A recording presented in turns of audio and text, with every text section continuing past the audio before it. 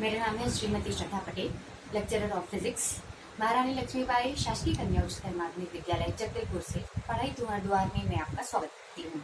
आज का हमारा टॉपिक है चुंबकीय आघूर्ण। चुंबकीय आघूर्ण के लिए सबसे पहले हम एक दंड चुंबक लेते हैं। मैं इसकी परिभाषा समझाने जा रही हूँ आपको, तो उसके लिए आप थोड़ा सा डायग्राम समझ लीजिए। तो पहले एक दंड चुंबक लिए, इसके दो ध्रुव हैं एन एस मतलब उत्तरी ध्रुव दक्षिणी ध्रुव। इनके बीच की प्रभावी लंबाई है, मतलब कि दोनों ध्रुवों के बीच की दूरी है 2l। इसका ध्रुव प्राबल्य है m, ठीक, दोनों तरफ ध्रुव प्राबल्य है m। तो अब इसका डेफिनेशन क्या है कि ध्रुव प्राबल्य और उसकी प्रभावी लंबाई के गुणनफल को चुंबकीय आघूर्ण कहते हैं। तो चुंबकीय आघूर्ण को कैपिटल M से प्रदर्शित करते हैं। तो क्या हुआ, कैपिटल M बराबर ध्रुव प्राबल्य और प्रभावी लंबाई के गुणनफल को चुंबकीय आघूर्ण कहते हैं। ठीक, ये हुआ आपका समीकरण है, ये हुआ आपका चुंबकीय आघूर्ण का डेफिनेशन और उसका सूत्र। अब ये एक सदिश राशि है। अब सदिश राशि है तो इसकी कोई दिशा भी है। कौन सी तरफ है इसकी दिशा, तो इसकी दिशा है दक्षिणी ध्रुव से उत्तरी ध्रुव की ओर, चुंबकीय अक्ष के अनुदिश। दक्षिणी ध्रुव से उत्तरी ध्रुव की ओर, चुंबकीय अक्ष के अनुदिश। ठीक, अब सदिश रूप में आप कैसे लिखेंगे इसे, ये होगा m, वेक्टर लगा दीजिए इसके ऊपर, इधर स्मॉल m और l के ऊपर वेक्टर। ठीक, इसका मात्रक होता है, इसका मात्रक होता है एम्पियर मीटर स्क्वायर और इसका विमीय सूत्र होता है, विमीय सूत्र होता है m0 l2 t0 और एम्पियर। ठीक, m0 l2 t0 और एम्पियर। ठीक, इसके आगे हम लोग टॉपिक करेंगे कि चुंबकीय द्विध्रुव की भांति धारा लूप कैसे व्यवहार करता है। धारा लूप चुंबकीय लूप के जैसे कैसे व्यवहार करेगा, या आपको एक सत्य असत्य का क्वेश्चन आएगा, क्या धारा लूप चुंबकीय द्विध्रुव की भांति व्यवहार करता है, सत्य या असत्य बताइए। आपको बताना रहेगा कि ये सत्य है। तो ये आप करेंगे कैसे, तो मैं इसका आंसर आपको बता देती हूँ कि ये सत्य कैसे है। आप धारा लूप को देखेंगे तो धारा लूप कैसा होता है, बिल्कुल एक रिंग की तरह, है ना। तो धारा लूप में आप पहले एक धारा लूप बनाइएगा, मतलब ये धारा लूप बनाए। ठीक, फिर इसके बीच में एक अक्ष होगा जिसके चारों ओर ये गति कर रहा होगा, वृत्तीय धारा बनाएंगे। तो अब सॉरी चुंबक जो विद्युत धारा उसमें बहेगी तो उसमें चुंबकीय क्षेत्र उत्पन्न होगा। चुंबकीय क्षेत्र उत्पन्न होगा तो कहीं ना कहीं नॉर्थ बनेगा, कहीं ना कहीं साउथ बनेगा, है ना। तो उसके लिए क्या होगा कि ये जो धारा लूप बना हुआ है इस पर इसका चुंबकीय आघूर्ण मान लो कि m है। अब आप इसको इस अक्ष के परितः घुमाएं, है ना, या विद्युत धारा प्रवाहित की कोई भी एक चीज। ये धारा लूप है। अब धारा लूप जो है वृत्तीय कुंडली के रूप में आपके पास धारा लूप है, तो ये जो चुंबकीय अक्ष है उसके चारों ओर घूमेगा। अब ये जो विद्युत धारा है ये कौन सी दिशा में घूम रहा है ये आपको ध्यान देना है।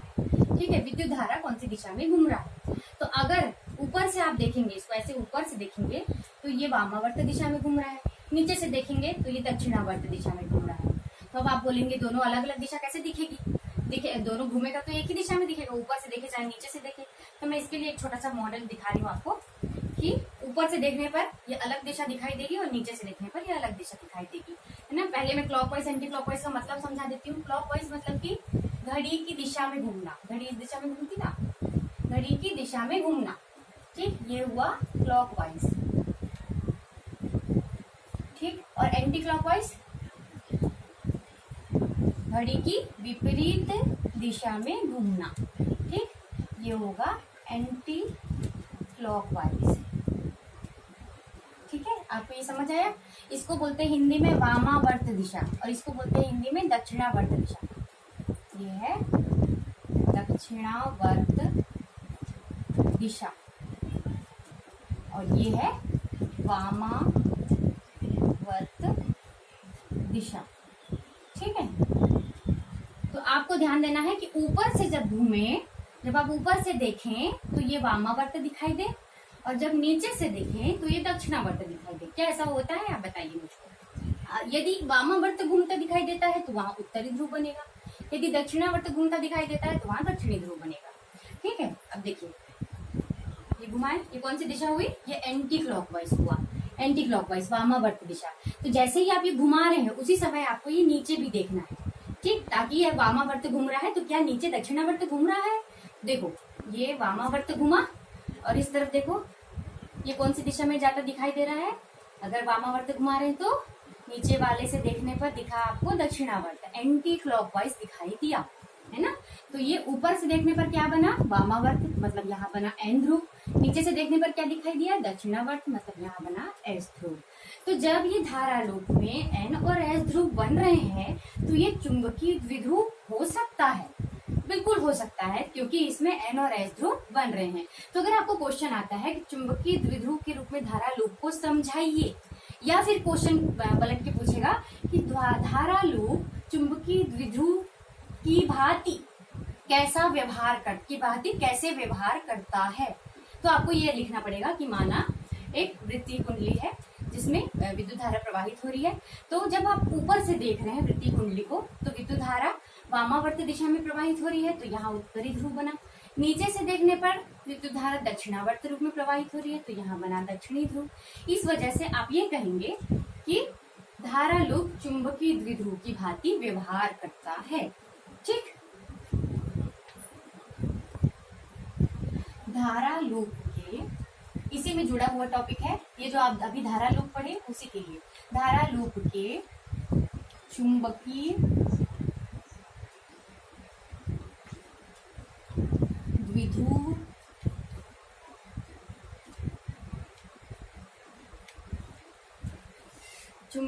द्विध्रुव आघूर्ण का व्यंजक,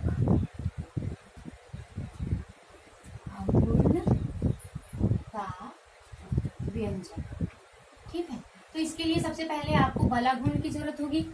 बल आघूर्ण कितना होता है, बल आघूर्ण होता है आपका टाउ, ठीक। अब इसका वृत्तीय कुंडली का बल आघूर्ण होता है, मैं लिख देती हूँ यहाँ पर, वृत्तीय कुंडली का बल आघूर्ण, ठीक। बल आघूर्ण को किससे प्रदर्शित करते हैं, टाउ से। तो आप लिखेंगे टाउ, टाउ का सूत्र होता है आई ए बी साइन थीटा, ठीक। आई क्या है, विद्युत धारा, ए क्या है, क्षेत्रफल, और थीटा क्या है, ए और बी के बीच का एंगल है। तो आप लिख देंगे यहाँ पर जहां ए है चुंबक का क्षेत्रफल, मैं शॉर्टकट में लिख देती हूँ, ए क्षेत्रफल, बी चुंबकीय क्षेत्र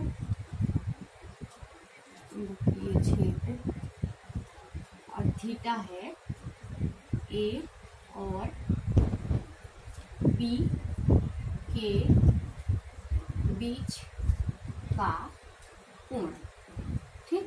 ये आपको ऐसा बताना रहेगा। जैसे ही आप सूत्र दिए तो मैं इसको पहला समीकरण दे देती हूँ, सूत्र के अंदर आपको ये बताना रहेगा। अब आपको पता है कि टाउ बराबर होता है एम बी साइन थीटा, तो आपको लिखना पड़ेगा परंतु टाउ बराबर एम बी साइन थीटा, ये आपका पढ़ा हुआ है। एम क्या चीज है, आपका द्विध्रुव आघूर्ण है, जो आप लोग अभी पढ़े। बी क्या है, चुंबकीय क्षेत्र है, और थीटा दोनों के बीच का एंगल है, ठीक। अब देखो समीकरण एक और समीकरण दो दोनों टाउ को दिखा रहे हैं। अब टाउ को दिखा रहा है तो आप दोनों को बराबर कर सकते हैं। तो आप लिखिए समीकरण 1 एवं 2 से, ठीक, दोनों बराबर है तो आप दोनों पक्ष दोनों का एक तरफ बराबर है, दूसरा तरफ आप बराबर करेंगे तो क्या होगा, एम बी साइन थीटा बराबर आई ए बी साइन थीटा।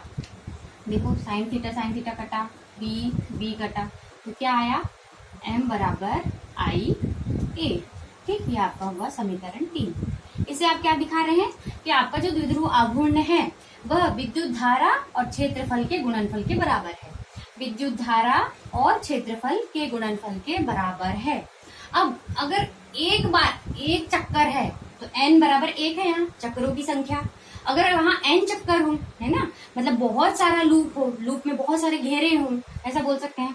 तो यदि धारा लूप में